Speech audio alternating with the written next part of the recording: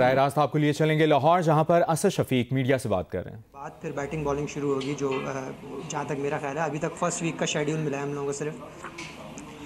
तो we are fortunate enough कि मिसबा भाई हमारे साथ हैं।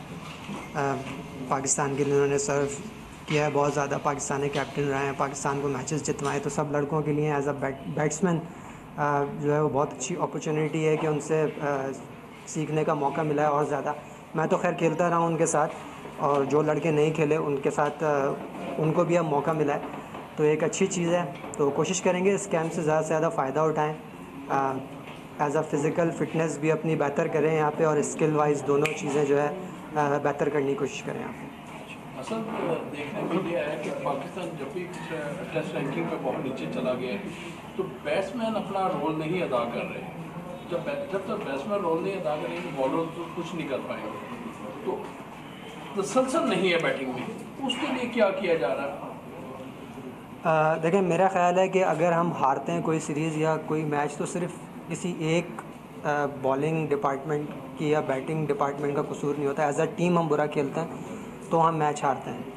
और दुबई में अगर आप देखें या बाहर भी देखें, दुबई में स्पेशली बैट्समैन की बहुत अच्छी रही है परफॉर्मेंस।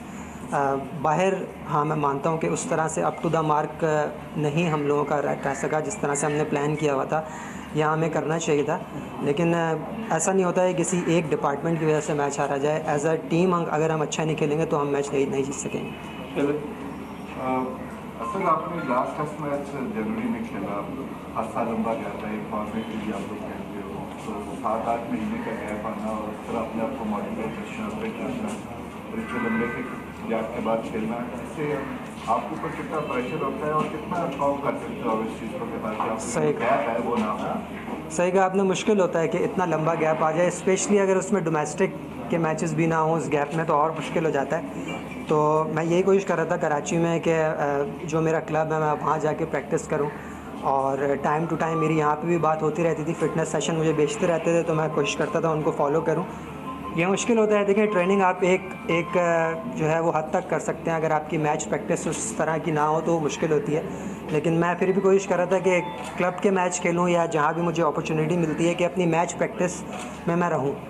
तो यही है कि अब डोमेस्टिक आगे आ रही है, तो टेस्ट सीरीज़ से पहले 1-2 डोमेस्टिक के मैच मिलेंगे तो वो अच्छी प्रिपरेशन हो जाएगी हम लोगों की। सर, अगर हम देखें जब से मिसबा और यूनुस गए हैं उसके बाद आप पर नज़र पर ज़्यादा प्रेशर आ गया था, उनकी मौजूदगी में आप बड़ा अच्छा परफॉर्म कर रहे थे, लेकिन अब जब आपको अगर देखें दूसरा परफॉर्म नहीं कर पा रहे, तो क्या समझते हैं प्रेशर ज़्यादा है आपको, आपके सराउंडिंग में जो है यंगस्टर्स खेल रहे हैं, किस तरह इसको मैनेज करेंगे? अब तक टेस्ट टीम में मिसबा और यूनुस का खिलाफ नहीं करते। जी बिल्कुल, वो साथ मैं उनके साथ खेला हूँ, तो देखिए प्रेशर तो नहीं, रिस्पॉन्सिबिलिटी मैं कहूँगा कि ज़्यादा है। उनके जाने के बाद हमें जिस तरह से हमने परफॉर्म किया है उससे थोड़ा ज़्यादा करना चाहिए था, क्योंकि वो जिस तरह से सर्व करते रहे उस तरह से मैंने और अज़हर भाई ने इतनी बड़ी बड़ी इनिंग्स नहीं खेली। लेकिन ये हमारे जहन में है बिल्कुल कि हमें जो है ये 2 सीनियर प्लेयर्स के जाने के बाद अब हमने रिस्पॉन्सिबिलिटी लेनी है। तो उसी लिहाज से यहाँ प्रैक्टिस भी कर रहे हैं, जो फिटनेस सेशन भी होते हैं या जो नाइट सेशन भी होंगे, ये बात बिल्कुल हमारे जहन में होगी कि वो जो एक मिसिंग चीज़ है कि हम इनिंग को जो है वो बड़ी इनिंग में कन्वर्ट नहीं कर पा रहे। तो उस पर काम करेंगे कि अगर अच्छा स्टार्ट हम लोगों को मिल जाता है तो उसको कन्वर्ट करें जिस तरह वो लोग कन्वर्ट करते थे टाइम टू टाइम। असल क्या खुद को सिर्फ आपको टेस्ट क्रिकेटर में महसूस रखने का दिन बना दी क्योंकि वनडे में ज़्यादा मौका नहीं, ऐसा कुछ भी नहीं है। पिछले 3 साल से मैं डोमेस्टिक भी खेल रहा हूँ वनडे, और अल्हम्दुलिल्लाह परफॉर्मेंस भी मेरी अच्छी है। तो जो चीज़ें मेरे हाथ में मैं वो करने की कोशिश करता हूँ, परफॉर्म करना डोमेस्टिक में वो मैं कर रहा हूँ। अब बाकी सब सेलेक्ट करना या ना करना वो सब सेलेक्टर्स के हाथ में है, लेकिन मैंने कोई भी दरवाज़ा अपने ऊपर बंद नहीं किया कि मैंने अब यही खेलना है या इसी में रहना है। मैं कोशिश करता हूँ कि अपने गेम को जो है वो जिस तरफ जा रही है क्रिकेट उस तरफ लेके जाऊँ और एज अ बेटर बैट्समैन बनूँ day by day. Sir, test में आप बैकबोन रखते हैं, जिस तरह की अपनी फॉर्म में जिस नंबर पे आप खेलते हैं, और आप टीम के सीनियर प्लेयर भी हैं, कप्तानी की वजह से बात हो रही है और आपको भी कैंडिडेट कहा जा रहा है, कुछ लोग रिकमेंड भी करेंगे आपको कप्तान होना चाहिए। आपकी खुद की क्या राय है? दूसरा, मिसबा के साथ खेलते रहे हैं, माजी में कुछ और कोचेस भी रहे हैं जिनसे क्रिकेटर्स को शिकायत होती है कि बड़े सख्त कोच हैं। मिसबा को अगर वो कोच बन जाते हैं पाकिस्तान टीम के तो आपको कैसा लगेगा? पहले मेरी राय के बारे में आपने पूछा। देखें, मेरी राय यहाँ पे मैटर नहीं करती। मैटर पीसीबी का डिसीजन करता है कि वो क्या डिसीजन लेते हैं। वो जो भी डिसीजन लेंगे वो पाकिस्तान के लिए बेहतर ही होगा। और रही बात मिसबा भाई की, तो मैं उनके साथ खेला हूँ 4-5-6 साल। मुझे तो कोई ऐसा नहीं लगा कि बहुत सख्त है वो ठीक है कि वो कॉम्प्रोमाइज़ नहीं करते उन चीज़ों पे जिन पे कर लेना चाहिए, वो उन पे कॉम्प्रोमाइज़ नहीं करते। सबसे पहले फ़िटनेस पे वो बिल्कुल कॉम्प्रोमाइज़ नहीं करते। जिस तरह यहाँ भी पहला वीक उन्होंने हमारा शेड्यूल किया है, तो ठीक ठाक हम लोगों को फ़िटनेस सेशन करवा रहे हैं। और मेरा ख़्याल है कि वो जूनियर्स के साथ, जितना मैं था टीम में जब वो थे, तो वो जूनियर्स के साथ बैठते भी हैं, बात भी करते हैं। हम कोई चीज़ उनसे पूछते थे तो वो समझाते भी थे बहुत अच्छी तरह। तो मेरा नहीं ख्याल कि बहुत ज़्यादा सख्त हैं वो बहुत कोऑपरेटिव हैं, लेकिन आपको अपना 100% देना पड़ता है उनको, बस ये बात है। आपका नाम और अजहर अली का नाम काफ़ी ज़्यादा फोकस किया जा रहा है कि शायद आप लोगों को टेस्ट का कप्तान बनाया जाए, तो क्या समझते हैं कि आप उसके लिए तैयार हैं अगर आपको कप्तानी सौंपी जाती है? देखिए, हर प्लेयर तैयार ही होता है ऑफ कोर्स। देखिए, ये किसी को नहीं पता होता कि किसने नेक्स्ट कैप्टन बनना है। अभी जो कैप्टन है हमारा वो सरफराज है, और एज अ प्लेयर हम सब उसको सपोर्ट करते हैं। ये पीसीबी का डिसीजन है कि वो नेक्स्ट किसको बनाते हैं या नहीं बनाते या जो भी करते हैं, तो इस बारे में मेरी राय मैटर नहीं करती। अच्छा, 33 साल की उम्र, 12 सेंचुरियाँ और 38 की एवरेज है आपकी टेस्ट के अंदर। इस हिसाब से जैसे मेंशन किया, फ्रैंकली स्पीकिंग अगर आप उस सिर्फ टेस्ट ही क्रिकेट खिलाते रहे तो आप क्या इससे मुतमईन है अपनी परफॉर्मेंस से? 38 की एवरेज 33 साल की उम्र में वनडे साथ चलता तो शायद इससे बेहतर ना होता। देखें, बेहतर होना चाहिए था, बिल्कुल होना चाहिए था, लेकिन मैं आपको पता है कि नंबर 6 पे बैटिंग करता रहा हूँ। अपने शुरू के 5-6 साल जो है वो नंबर 6 पे बैटिंग करता रहा हूँ।